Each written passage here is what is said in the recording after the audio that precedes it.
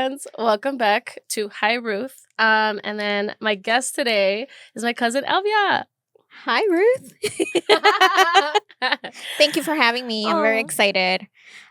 Nervous, but I'm excited. Yeah. I don't know what you're going to ask me. Well, you know what? I've been thinking about it because each episode is something different, something new that I'm learning.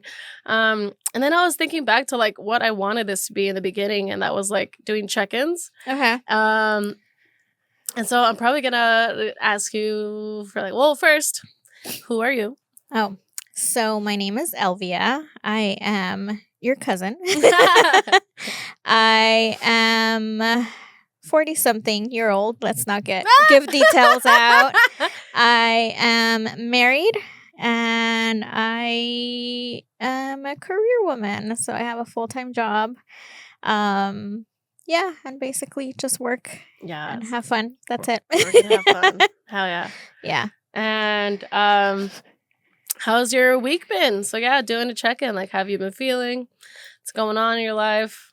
Week has been good overall. I think I've been struggling the last couple of weeks. My dog, I'm a dog parent, and my dog hasn't been doing well, so I haven't been doing well. No. But I think we're coming up, and I think we passed the crisis, so now we're in control mode now.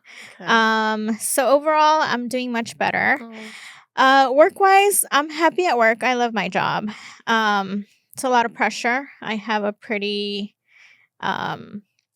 heavy weight in regards to what I do.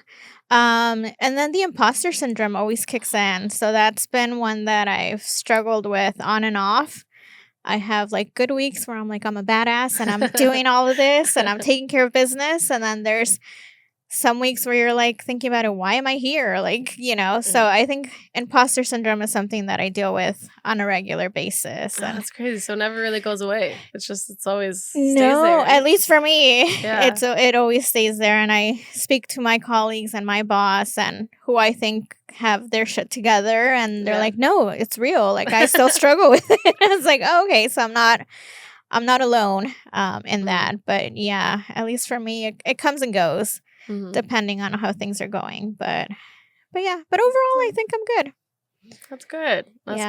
Good. What was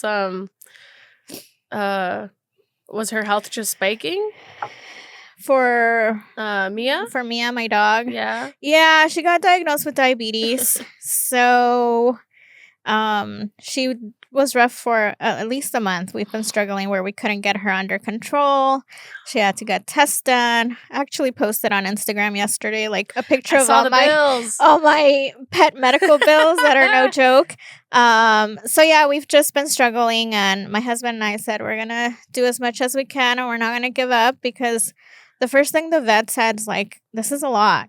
Are you sure you want to take this on? Because people can't deal and they'll just decide to put their dog down. I said, no, like so how? Okay. Like she's fully conscious. Yes. Like, exactly. Take her life away. Exactly. So I was like, no, we're going to do everything possible. So it was just really hard because her sugars were out of control. But now we're under control to the point where yesterday was a low sugar day. Now we were freaking out, but we got her under control. So it goes from like one extreme to another. Yes. Damn. Diabetes is no joke for humans or for pets, because you really have to watch everything you eat, and being on insulin is not fun. And poking a dog in her ears. It has to be the ears? Yes. Why? It's either the ears or the paws, but the paws are more painful. Oh my God. Yeah. I can't even.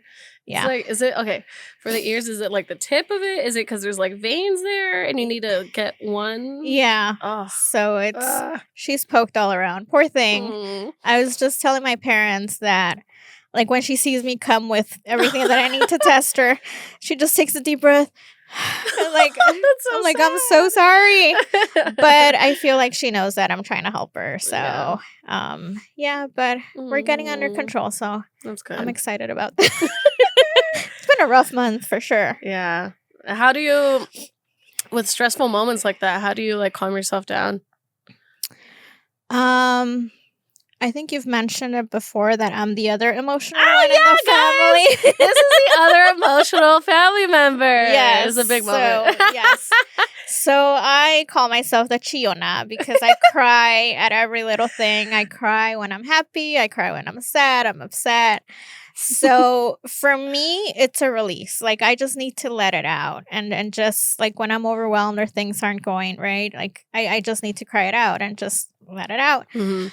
But what I always say is like I'll always dry up my tears, roll up my sleeves, and get shit done. Like I have no other option. Yeah. So that's how I let things go. And I really do find a lot of comfort in my husband, who he balances me out because I'm the one who goes from one extreme to the other. Like something happens, this is worst case scenario, and I have a pain here, and I'm gonna get diagnosed with something, and he's like, everything's fine, don't worry, we'll get through this. So I think he balances me out, and I'm lucky to have that at home. Yeah. Because I could be my worst enemy in my head. So yeah. It's hard to get out of the spirals that you send yourself down. Exactly. And it's scary. The mind is a scary thing.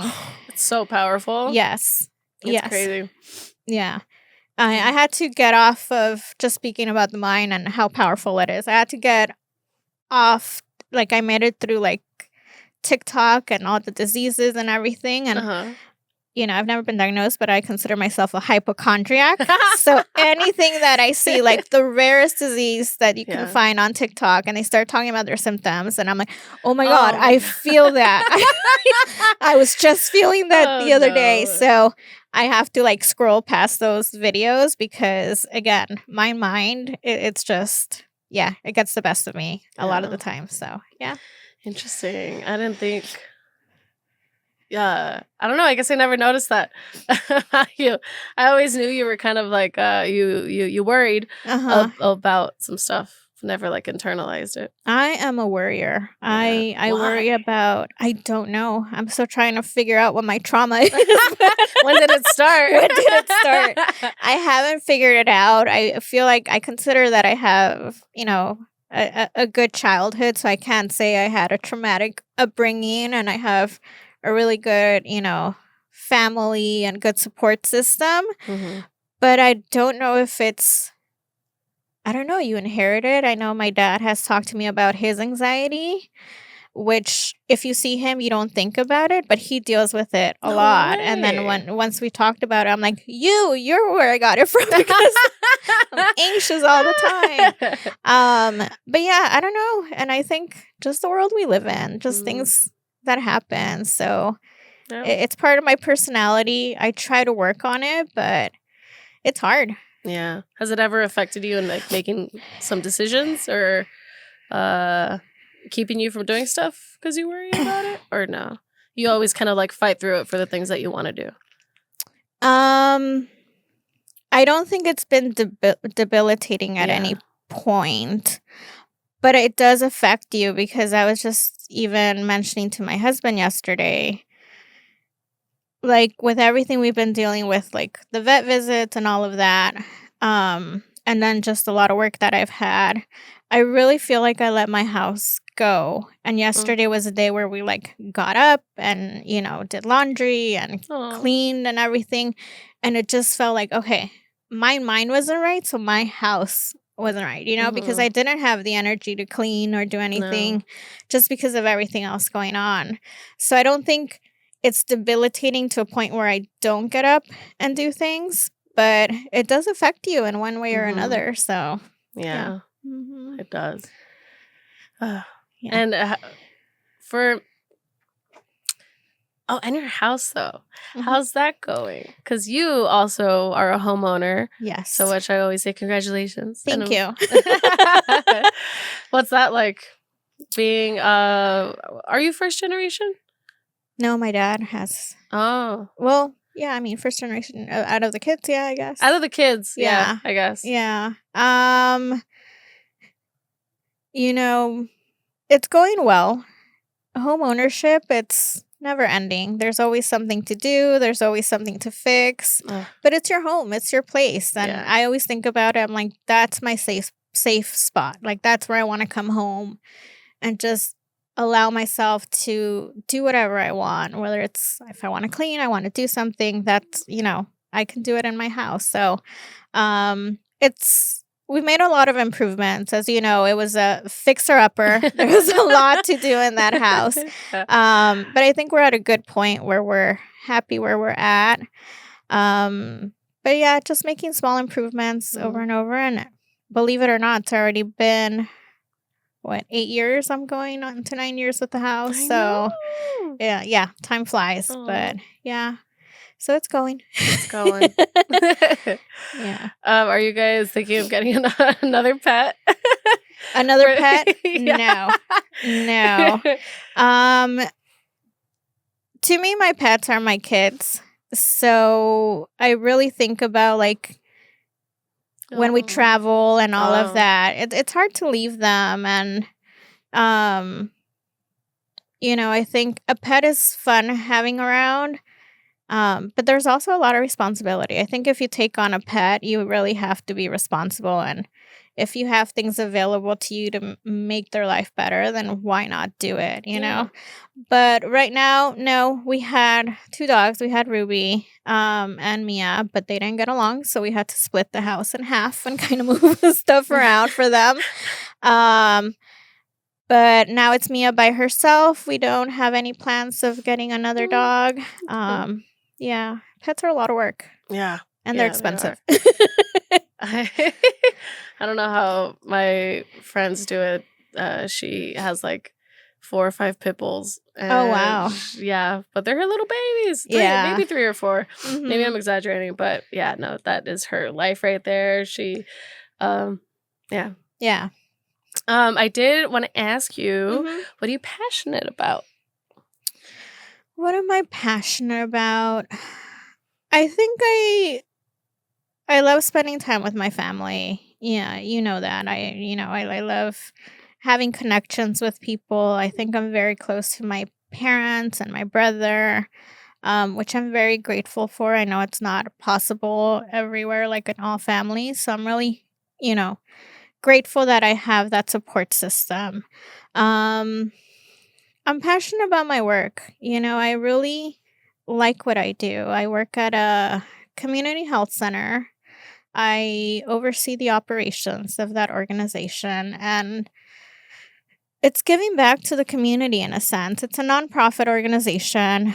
I always say when you work in a nonprofit or a community health center, you don't go in to become rich because you're never going to become rich. It's a nonprofit. But you really have to do it because you believe in the mission and you believe in what you do.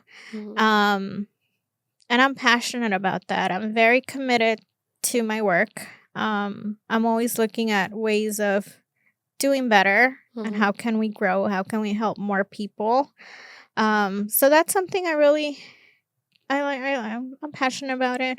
I like learning also. I think it's never too late to keep learning. I'm doing my Italian still. You are? Yes. So on my little app, so if people don't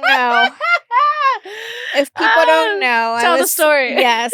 So about a year and a half ago, I said I was going to start learning Italian because my goal is to go to Italy.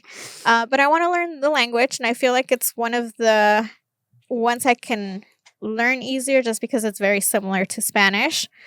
So I started on Duolingo, and I was so excited, and I shared with Ruthie. I'm like, guess what? I hit my 300 something day streak of my Italian lesson. She's like, oh, really? On your little app? I'm like, yes, Ruth.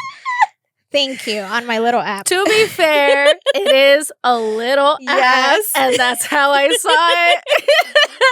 But it's just because my coworker would always try to learn Spanish at work, so I always hear the little check when you get a thing right. Yeah. Yeah, so that was funny. Yeah. But I'm not belittling. You're learning. I'm on 586 days, by the way. Shit. Just nonstop streak? Yeah. Oh, my God. Yeah. You said Italian, right? Yeah. Nice. Yeah. So I'm hoping within the next 2 years I'll make my trip out there. Yeah, that's my goal, to make it out there and practice it over there. Yes. Yeah. See, that's excuse me. Also, if you hear my voice, it is a little extra raspy today. Um, that's one thing I really admired about you is that you were good at learning and you liked it. And like you and Jose, both of you guys like went to CSUN and graduated. And then, so I always Yeah. admire that about you guys. Thank you. Because I could never really, I can't. I don't think it was an option for us though. Like my mom, like college was not an option. Do you want to go? Really? It was instilled in us, like you're going to college. So, but yeah, I've always liked learning. If I am able to take extra courses, at work or additional certifications, I'll go ahead and do it. I like it. I think there's always new things to learn, and you're never gonna know everything, and be an expert at anything. So I think there's always opportunity for growth. Yeah, definitely. That's a good way of looking at it. Yeah. And would you say what's important to you kind of like coincides with that? Yeah, I think so. Yeah. Family and then your work and... Yeah, I think so. Yeah, because it goes along with what I do, I think. And I also look at it, the Italian doesn't correlate to anything with family or work, but I also think it's a way for me to kind of separate myself a little bit as well, and kind of like not something for you. Exactly. I know, because everything I'm hearing is like things that you do, but like what's for you. So I think that those are things that I like to do for me. Oh, yeah, that's good. Yeah, so I do a lot for me. I do a lot of self-care. I do a lot. Like, don't get me wrong. Don't get me wrong.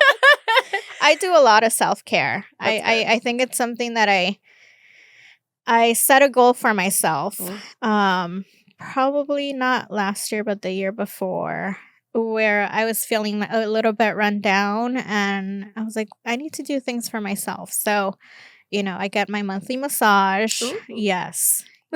We always try to plan the Oh cousin's spa day, and that never came up. So I was like, screw you guys, I'm gonna go by myself. So I got myself a membership, and I go to my monthly massage. And I just do things to really try to take care of myself, and that's good. Yeah, it's so important. It is. Yeah, because you could get lost and all the other responsibilities and not really take care of yourself. And I think one of the things that I'm trying to do better at is, in order to do well or help others, you need to be well yourself, right? You can't give more of yourself to help others if you're not doing well yourself. So I'm really trying to take that in. Yeah. And trying to do that better for myself. Definitely. It is, because it's so easy to go on autopilot. Once you're already stuck in like the momentum of just getting things done and not really having the time, or feeling like you don't have the time to just like take a moment and like be here and like take it all in, and then check in with yourself and how you're feeling. Yeah. That's good. And I wanted to ask you, how do you feel like your sense of worry also comes from being like the oldest daughter and having to like care for, and also you're the oldest in the cousins group, right? Yes. Yeah. So you are the eldest. Yes. And taking care of everybody, kind of. Yes. It's a lot of responsibility. I think, yes, that plays a lot into why I worry. I am the oldest daughter. I don't think I'm even considered first generation. I'm generation 0, because I was born in Guatemala and I came here at the age of 6. So a lot of the things I had to make my way through by myself. When you have parents who don't speak the language and you're trying to navigate your way through high school, through college, and all of that, it's a lot of responsibility. It really is. And you're at a point, or at least I'm at a point, where you reach a point where you're seeing your parents get older, and now you have to take care of them. Yeah. Which I've come to that realization probably in the last year or so. It's like, okay, things are changing. Now we have to look after our parents. And that adds another sense of, responsibility and worry, and making sure that they're taken care of and all of that. So But yeah, I do have eldest daughter syndrome. I feel like I have to be on top of everyone. Are you doing this? Are you doing that? What's going on? Yeah. So yeah, it Mm. definitely, yeah. I do a lot of self reflection and evaluation, and yeah, On that. yeah. Going back to okay, so you were born in Guatemala and you came here when you were 6. What was that like? Did you have to like learn did you know a little bit of English back in Guatemala? No, nothing. Learned No, everything here. nothing. Scratch. Nothing. I came into elementary school. They actually put me a year behind. So I graduated usually like a year Mm. older than what I should have, because when I came in, they just put me in a grade behind. ESL classes, I think I made it into a fully English class by third or fourth grade. Before that, I was, being taught both in English and Spanish. So yeah, so that was hard. Yeah, Man, yeah. were kids mean? No, because while people don't talk about it, at least in the area that we grew up in, there were a lot of families in the same situation. Yeah. Yeah. No, I love the Valley because it does feel like such a close-knit community. Yeah. Even though there's the rest of LA sees the Valley as like ghetto and whatever, it's like, not that many bad things happen. The Valley's great. I'm not here for the Valley hate, so sorry. I love the Valley. I love it. I do. Yeah. Okay, so it was pretty like welcoming because you had other people who were in the same boat as you. Yeah, so I never felt, I've thought about this a lot. I've never felt discriminated in any way, shape, or form. I think I'm very grateful. Again, the teachers that, I went to in elementary school were very understanding, were very caring. They did what they did because they loved it, Mm-hmm. So I never felt discriminated against. I always had, friends who spoke Spanish because, again, other people were in a similar situation. So I was able to, Yeah. communicate and make friends. So I never felt lonely or discriminated against, Aww. which I know it's not the case for a lot of people, but I can certainly say it wasn't the case for me. Yeah. Yeah. It kind of sounds like what you're doing, and maybe like helping others who are in difficult positions, and you just want to be there to like create a safe space for them. Yeah. So, You know what? in your job. That really plays a role in what I do. Yeah. Because just to share a little bit of my story, I was pre-med. Like, my goal when I was younger, I was like, I'm going to be a pediatrician. That's going to be my goal. I'm going to be a doctor. Great. Sounds wonderful. But you get to school and it's not that easy. Yeah. So, I went to CSUN. I was going that route, but I wasn't doing well in that field. Chemistry was my death. Like, I could not understand chemistry. No matter how hard I studied, I could not get it. And you ask me now, I don't understand chemistry. Yeah. It's not, the concept doesn't really, yeah, it doesn't, I just can't grasp it. So, I was in school for a long time. I always say that I could have probably graduated with 2 or 3 degrees with so many classes I took. But I took a health ed class, and then they're like, well, there's health promotion that you can go into and you can get your degree on that. And I switched over, and luckily a lot of my previous classes that I took, counted for that subject. So I got credit for it, and my grades went from barely surviving to, improved my GPA significantly. And I'm like, this is where I was meant to be. Like, I still want to be in health. Yeah. Not necessarily a doctor. And then when you think about med school, I was like, I can't do the many years of school and the amount of debt that I would get into. It just made it scarier and scarier for me. So I went into that.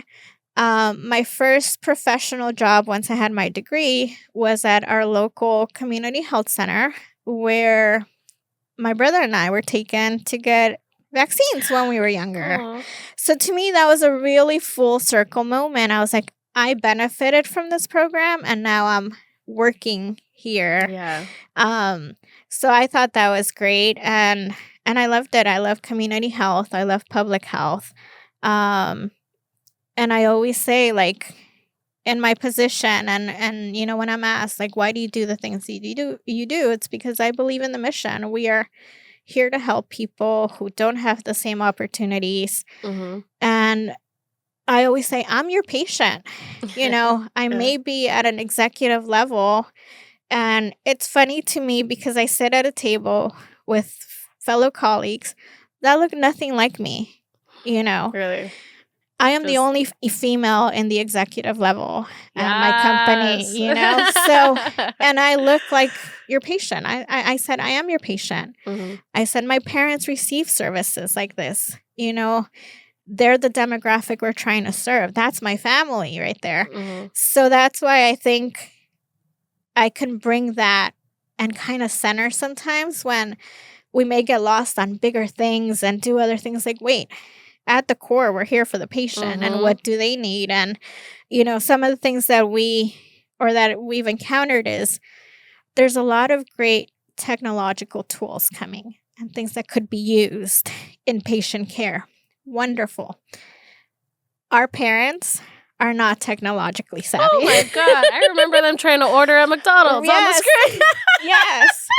They Yes. could not Exactly. figure it out. Yeah. So that's where it's like, it sounds great and wonderful, but it's not our demographic. So we really need to understand who we're trying to help. And again, I think I use that as a plus for me because I feel like I'm still the community. I'm still connected. I'm lucky I've had opportunities. I'm lucky that I'm able to access different things.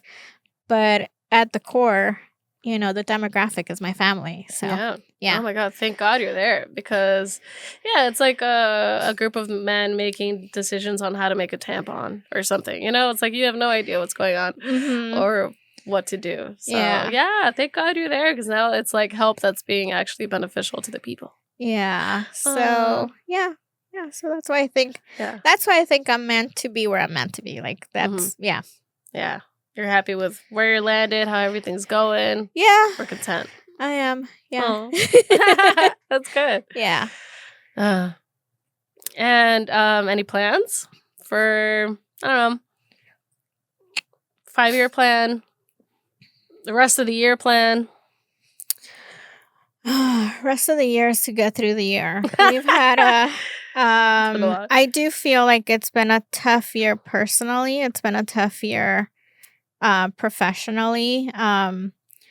We had some health scares with my mom early in the year, and again, that type of stuff. Mhm. Like, that's what breaks me. Family issues like that break me. We had, the grandpa situation, and it's wow. Yeah.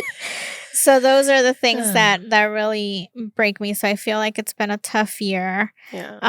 And professionally, we've gone through some things at work as well that we couldn't even think of, but we're getting through it. So my goal is just to continue this year and continue to lead the people that I work with and be that support as well.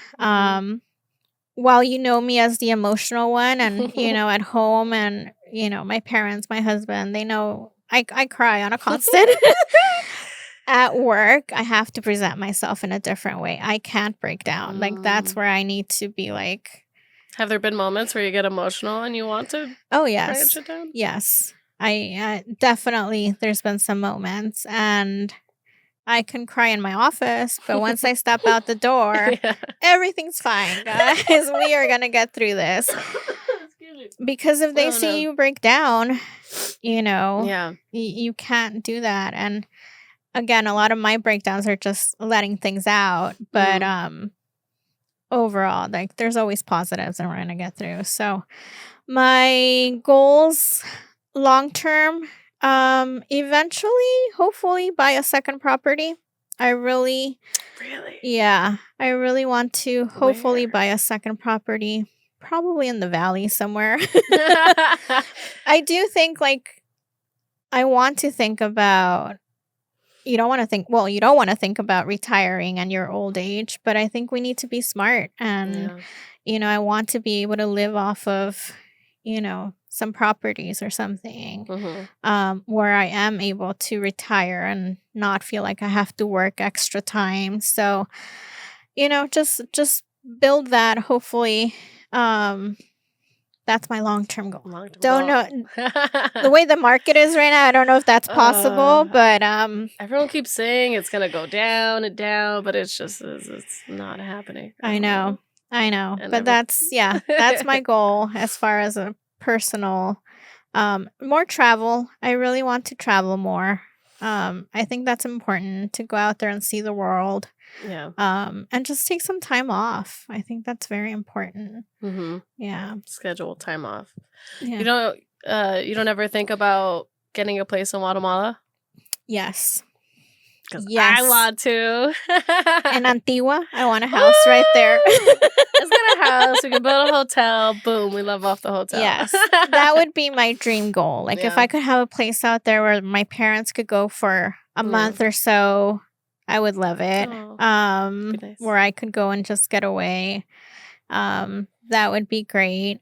I think I don't know how doable it is. The prices out there have been going up as well. But yeah, I wouldn't build anything. I think I would buy something that's already built. Mm-hmm.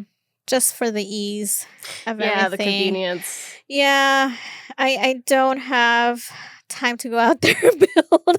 So I would, that would be my dream goal. If I'm able to do that, that would be amazing. Yeah. Yeah. Where do you want to travel to? Like top 3 places. Top 3 places. I think Italy's my number 1. That's my goal. I like anything with the beach. Anywhere where I can lay in the sand, where the water is warm, not like here. So I think Tahiti is one that I would love to go to. Yeah. And then South America. I think somewhere like Colombia. I would love to go to Colombia. Yeah, just explore. So great. Yeah. Mm-hmm. I'll go to Peru too. Peru's amazing. I don't think I can survive the altitude, but yeah. It does sound uncomfortable, but it looks beautiful. Yeah. Yeah.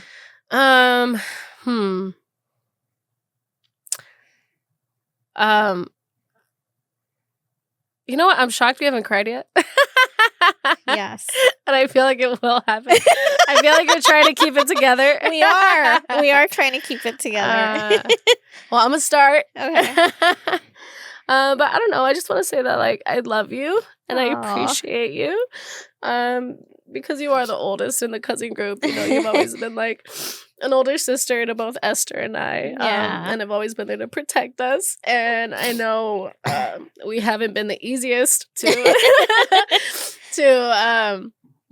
kind of navigate with. But yeah, I just really appreciate you being so patient. And with everyone, though, I feel like you take on a lot of weight and responsibility of the family. And it just makes me really happy to hear that you still make room for yourself and you take care of yourself. Yeah, thank you. Yeah. I love you too. I think we've been very blessed that we were all able to grow up as siblings, basically. If you think about it, there was a point where we were that family that all lived together in one tiny house, with the crap load of cars outside.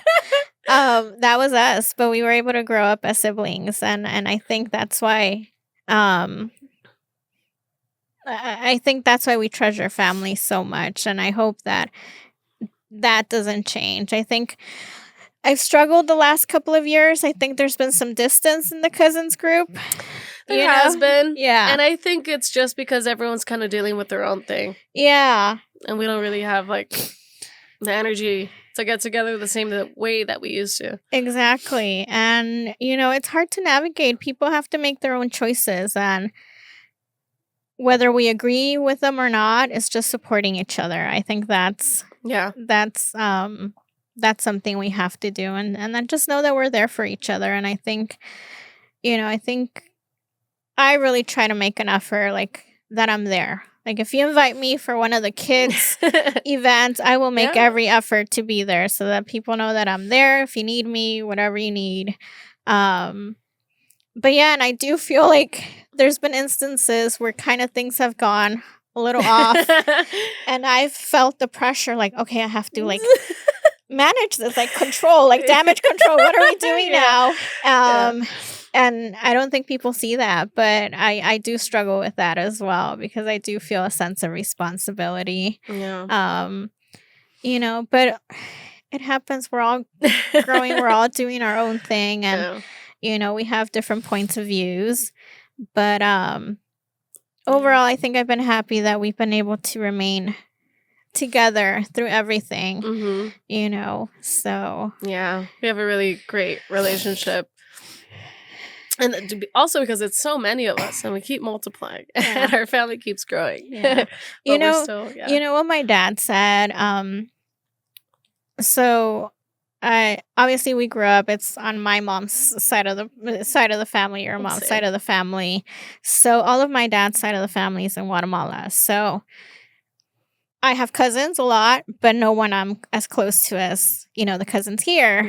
And my dad always said my goal was for you guys to grow up with your cousins, to have that bond.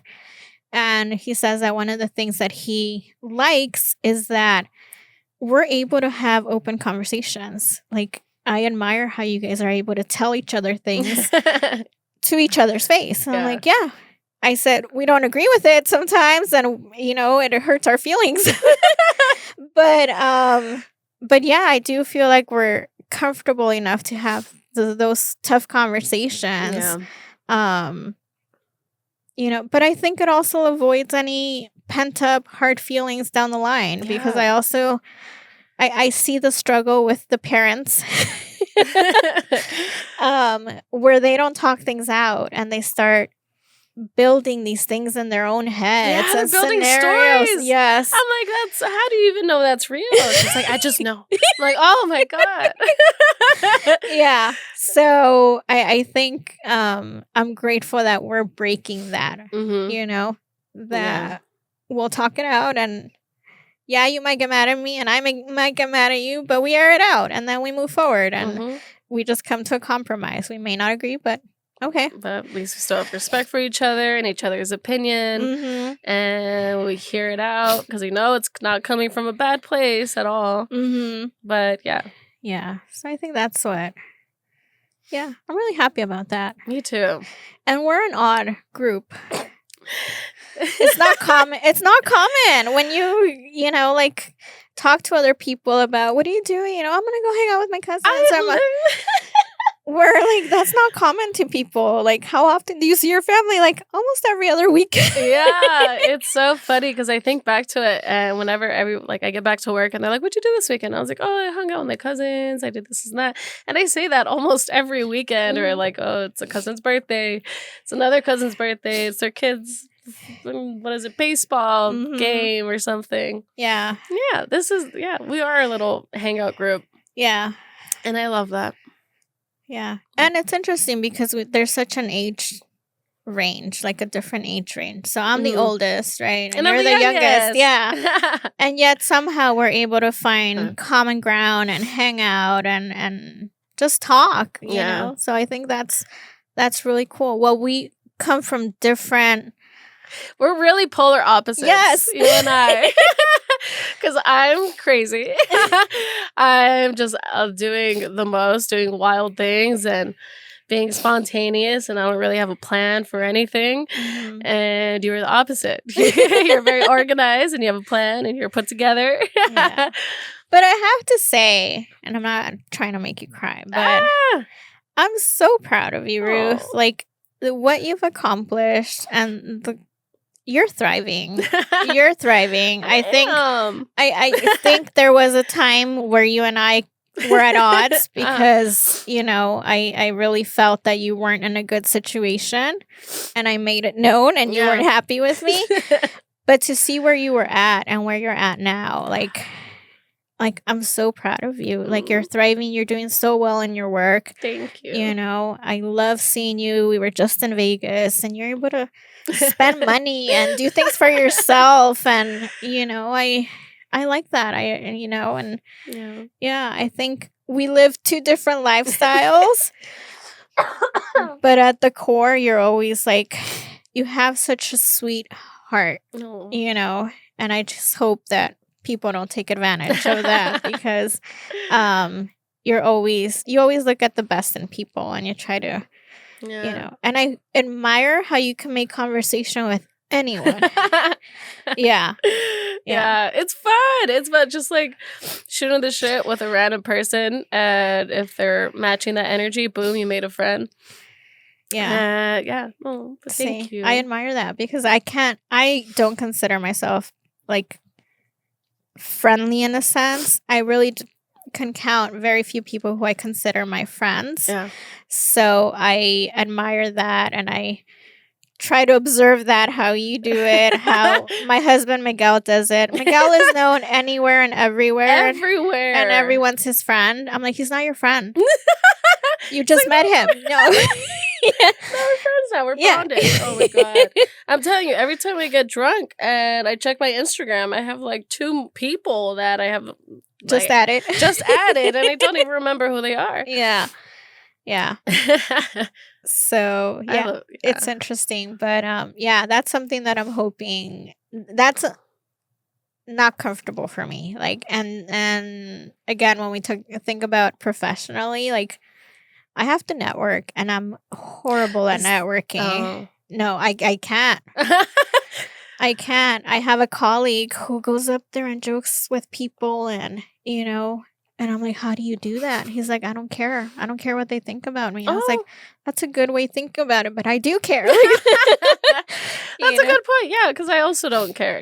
This is another human being that may or may not come back into my life again. And then, it's like, what do I have to lose? Because even if I put up, like, say, a bad first impression or something, there's the weight of it failing isn't that heavy. Yeah. And a lot of things. So yeah. Why do you get nervous? Do you get nervous or shy, or you just don't know what to tell people? I don't know what to talk to people about. Like I just don't. It doesn't come easy to me. Yeah. Yeah. But again, I feel people talk about the weather and talk about like random stuff and they're already joking around. Like, how do you do that? Like, I can't. Like, I don't know you to be joking around with you. Like, to laugh with you.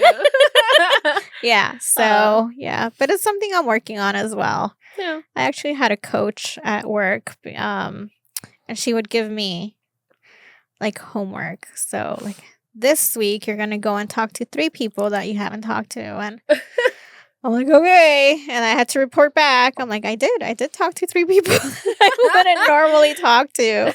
But it does help you break down those, those barriers. So, Dude, my job helped me break through that because I was always really shy or just didn't know how to talk to people.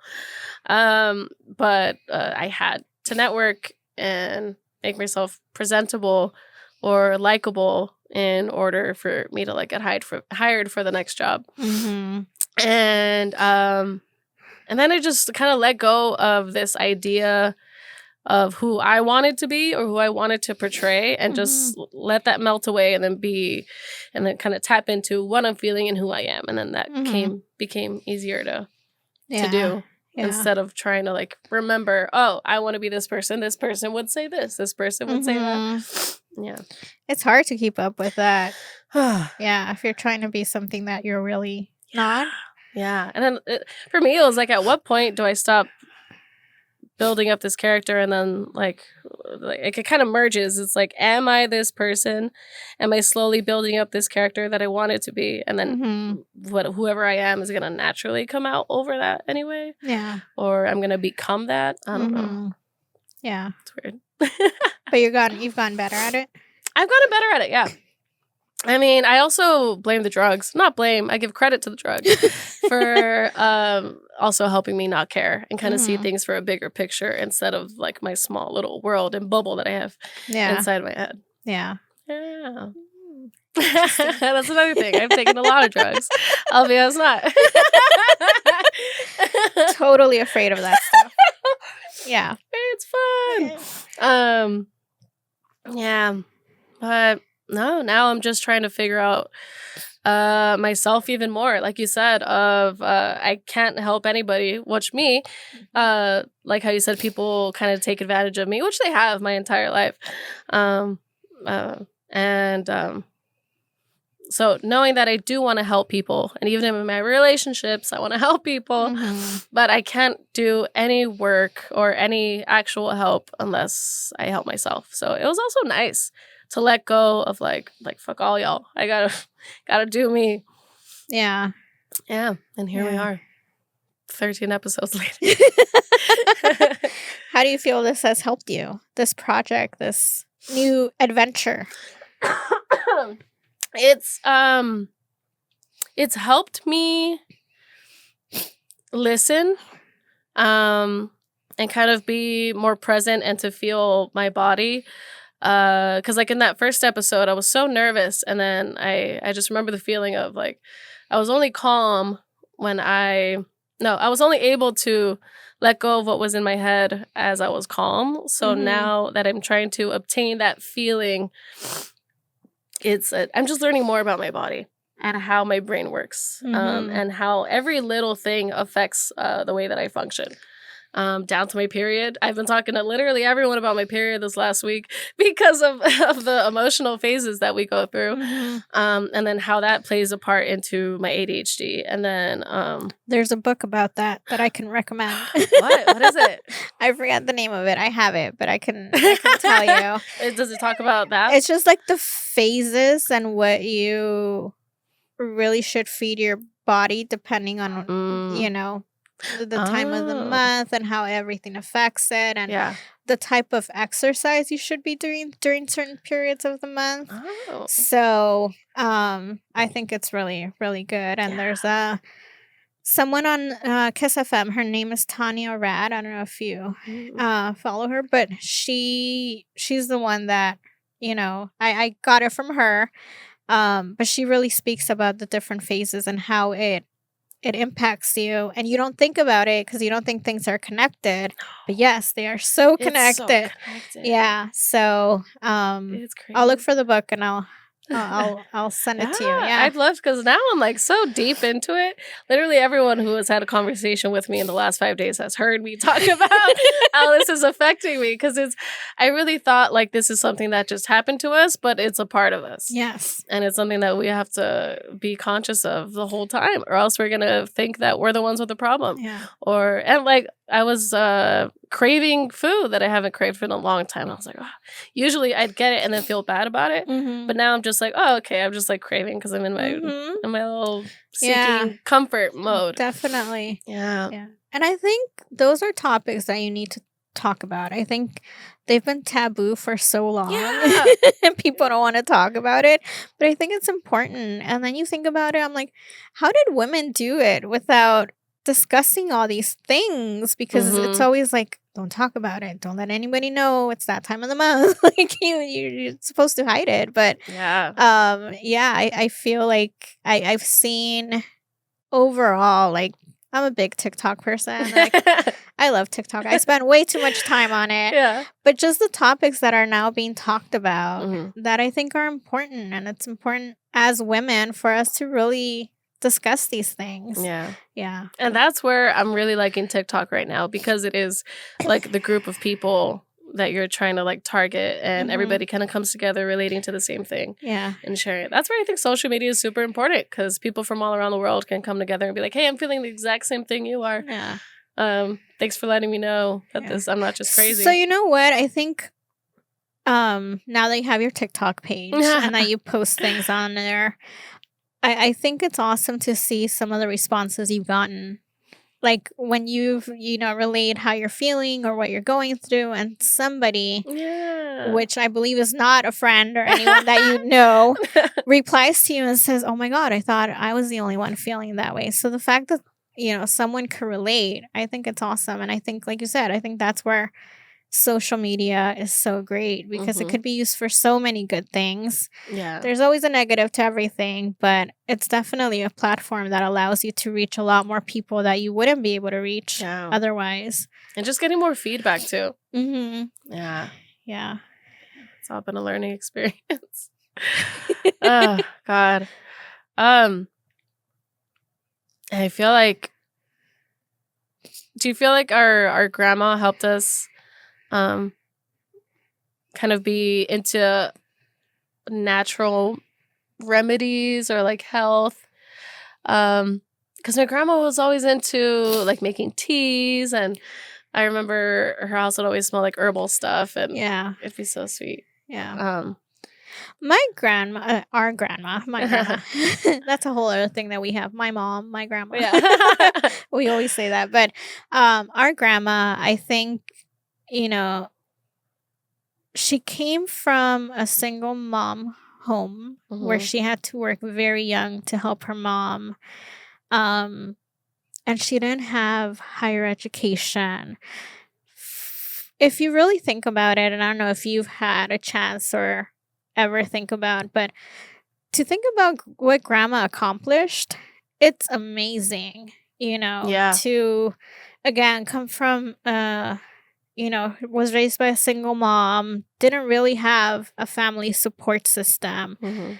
coming to the US, leaving her kids behind just to get a better life, and then eventually bringing all of her kids over and luckily give us opportunities to be where we're at. I think it's amazing. And I think grandma always had that. She was always seeking knowledge. If you ever think about her, Mhm. she always used like the remedies. She Yeah. always did that. I think she took some sort of massage course because at one point she had a massage table, and she was always looking Yeah. at different aspects and um Of like how to heal. how to heal. Yeah, like she was Mhm. always looking at that. So I think it's really cool. But definitely I do think she played a role in what we currently do for sure. Yeah, because I don't know, I feel so in tune with that of like trying to find like the natural remedies of just understanding how our bodies work, and then Hmm. not necessarily going straight for medication, which is funny because I'm on medication, but it took me a while to get there because I didn't want to get there. Hmm. Um, and yeah, like magnesium. I'm taking fucking magnesium right now to go to sleep, and it's doing wonders. And now I want to like go to that Chinese market that my grandma went to go get some Oh my herbal god. things. I just had that thought like No, really? last week. Because I do really believe in Chinese Yeah, medicine. dude. I believe in acupuncture. I Hell think, yeah. I think there's things that have been done for millions of years and have worked. So, Mhm. uh, maybe not millions, thousands. I don't know which was the but I do think like, there's definitely benefits to Mhm. it. And I was just thinking about it. Just I like, was like, yeah, like go down there to Chinatown, go get, do you a think it's still consult. there? Oh yeah, It's gotta be. definitely out Ah, there. I miss it. Yeah. We'll have to take a field We trip. should take a little trip because I know Yeah. Esther wants to go too. Okay, we'll do it. Yay! Take me with you. We'll get those little syrup covered butterfly things. Yes. Yes. Oh, so good. Oh, Yeah. memories. This is what makes me emotional too, is like thinking of the past and how like, and then now just things are always changing all the time, and it's like it's never going to be the same, so it kind of makes you want to like appreciate what we're in the moment we're at now, the age that the Mhm. kids are at now, and Mhm. everything. Yeah. I can't. Change is scary. I think that's one of the things that I wish we had more of. I think we haven't spent enough time with the kids, and I think you mentioned that during their Yeah. episode. I do feel like when we were growing up, we did a lot of things together. And maybe that was our perception, but we went on camping trips. We At went, SeaWorld. yeah, SeaWorld. Like we just did things as a whole family. Mhm. And I get it. It's not because we haven't wanted to. It's just our schedules are not matching up and all of that. But I do wish we could do more things with the kids. But I'm also enjoying them at this age now where they have their own points of views. Mhm. I think we've been able to take Anthony to soccer games, and share more one-on-one time with him. So Yeah. it's interesting. But yeah, it's just enjoying the phase that we're in. Yeah. Mhm. And adapting. Yeah. Adapting to it. Yeah. Well, thank you for coming. Thank you for having me. How did you feel? I felt good. Yeah? Yeah. I didn't ask any prying questions. Not yet. We'll build up to that. We'll get there. We'll build up to that. Yeah. Yeah. Any words to the people? To the people, do I look at the camera? Yeah. No, I think what we were just talking about, just making sure that you're checking in with yourself, taking care of yourself. Mhm. And again, you can't take on the weight of the world, unfortunately. And those words are easier said than done. But sometimes you do feel like you're responsible for everything and everyone, and it's not doable. Yeah. So I really do think it's important to take care of yourself. Sometimes it seems selfish, but not really. Mm-mm. Because again, if you're not well, how are you going to be able to help anyone else? Yeah. Exactly. Yeah. So, on that note, y'all, if you are on autopilot and you're doing a million things, take this moment right now to just breathe, see where you're at, check how you're feeling, and if you need a minute, take a minute. Okay. All right. I love you. Bye.